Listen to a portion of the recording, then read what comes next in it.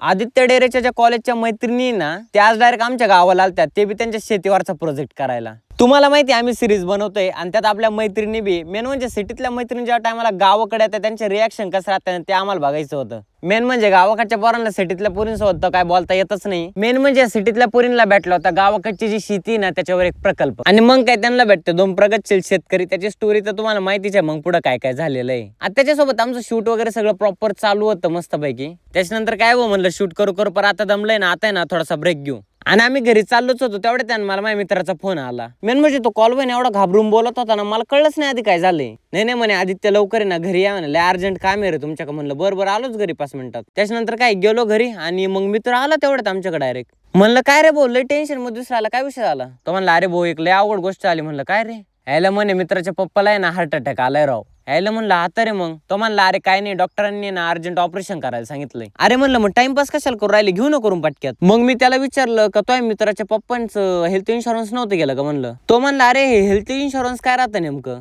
त्याला म्हणलं अरे भाऊ हेल्थ इन्शुरन्स ना लय महत्वाची गोष्ट. ज्या टायमाला आपल्याला इमर्जन्सी मध्ये पैशाची गरज पडते त्या टायमाला हेल्थ इन्शुरन्स सगळ्यात जास्त कामं पडतं. त्याच्यामुळे मी ना त्याची लिंक पण माझ्या बायोतच ठेवलेली आहे बाबा. तो म्हणला लय महाग असं ना. अरे म्हणलं भाऊ महाग बी काहीच नाही, फक्त 400 ते 500 रुपये फक्त महिन्याला भरावं लागतात आणि तुम्हाला आहे ना डायरेक्ट 1 कोटीपर्यंत आहे ना कव्हर भेटतं. आणि त्यांचा क्लेम सपोर्ट पण लय भारी आहे बरं का. अरे मेन म्हणजे त्याच्यावर ना आता 25% ऑलरेडी ना डिस्काउंट चालू आहे आणि त्याला जीएसटी नाही लागत, 0 जीएसटी आहे. त्याच्या मित्राच्या पप्पांनी जरी आधीच केलं असतं ना तर त्यांना कुठं पैसे मागायचीच गरज नसते आली. जाऊ द्या, पण तुम्हाला जर इमर्जन्सीच्या काळात कोणत्या पैसे नसेल ना मागायचं, त्याच्यामुळे तुम्ही हेल्थ इन्शुरन्स नक्की करून घ्या. याची लिंक आहे ना मी माझ्या बायोमध्ये दिलेली बरं का.